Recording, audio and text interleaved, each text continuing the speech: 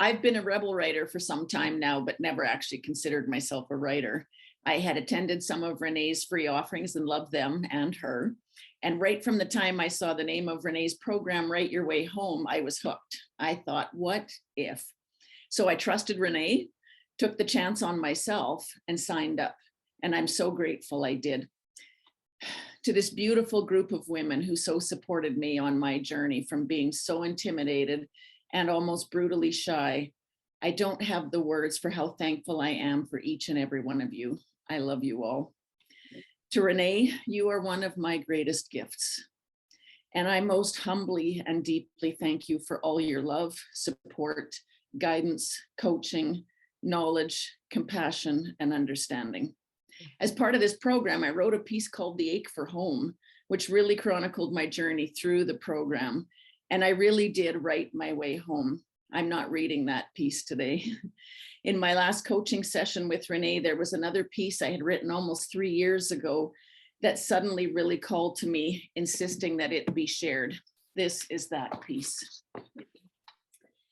It was January 2020, the first month in a new decade, and therefore a brand new beginning. Sometime previously, who knows when, while I was driving who knows where, the book title, A Funny Thing Happened on My Way to Die, just popped into my head. With it came the instant knowledge that I was to finally write that book and my story. For as long as I can remember, I've had the urge to write, even the need to write. Many times I thought I'd love to write a book, but had absolutely no idea what I would write about, and anyway, who would read it? I've also had that debilitating fear of actually sitting down to write, and in the process, bare my soul. However, I realized it was time to allow the world to finally see the real me. Some of this book comes directly from my own journals and other personal writings, while other parts come from my memory or the memories of others. All of it together is my story and the lessons along my path. As I sat down to write this, there was no schedule, no order, no plan to follow. And for those of you who know me personally, you will also know how far I've come from that statement alone. For much of my life, I lived in a box. That structure provided me a certain comfort, plus the knowledge of how to be in this world. It helped me know what was acceptable, how to work, how to be around people, even how to be successful in that world. I am a computer programmer by trade. Yes, I'm a nerd.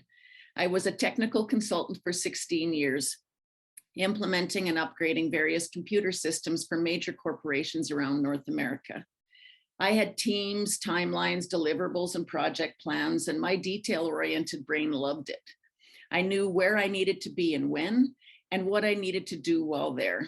I made a good living, traveled a lot, met some amazing people, saw some incredible places, and I had some extraordinary experiences along the way. Life was great until it wasn't. There was a part of me buried as far down as I could shove it, safely hidden away and protected from the outside world, that began to rebel against that box. My outward life didn't reflect my inner spirit, and the struggle within my own being began to cause health issues. My mother died in March 1999, totally knocking my world off its foundation. And when I saw the impact of her death on my father, I swore I was going to live differently. I did not want to die with regrets, things left undone or not experienced. I wanted to live, not just exist. But time marches on, life continues, and I forgot my vow to myself. My life went back to being all about work. My health went back to its low energy, lackluster state, and I went back to merely existing. In the year 2000, I became a Reiki practitioner. I mostly worked with animals, and Reiki was my side job. Eventually, that evolved into my being able to connect and communicate with animals. That was sure a shock. Nowhere did this fit into my perception of what my life should be, and it certainly didn't fit into my family's expectations of me either. So I continued working as a technical consultant in my real life. The Reiki work and communicating with animals was my secret life, but that was the one I loved. The inner war between who I was on the inside versus how I was living on the outside continued to rage. As I let more of that inner me out, I felt more and more out of place in my own life. in my work, my relationships, my beliefs, my family, in my own body even, which of course created more health issues. I was not being fully authentic in any area in my life, and no one really knew all of me. That is still true to this day. There was Brenda the daughter, Brenda the sister, Brenda the wife, Brenda the divorcee failure, Brenda the technical consultant, and so on. Nowhere in there did I exist. There was no Brenda me. I didn't know how to be Brenda me or even who she was. But she was starting to emerge in that secret life of Reiki, animal communication, and as time went on, other energy practices as well. Brenda me is the inner me that I am still discovering, and writing is part of my coming out party. Anyway, my dad died 10 years after my mom. I consulted for one more year, but the heart for that life had gone out of me completely. By then, the internal struggle, the effects of poor health, diet and lifestyle, the lack of sleep, and a complete inability to see that life could be anything different, much less better, resulted in a deeper depression than any I had struggled with my entire life. I decided to end it all, also known as fuck it, I'm done. I was going to spend all the money I made consulting. When the money ran out, I was finished.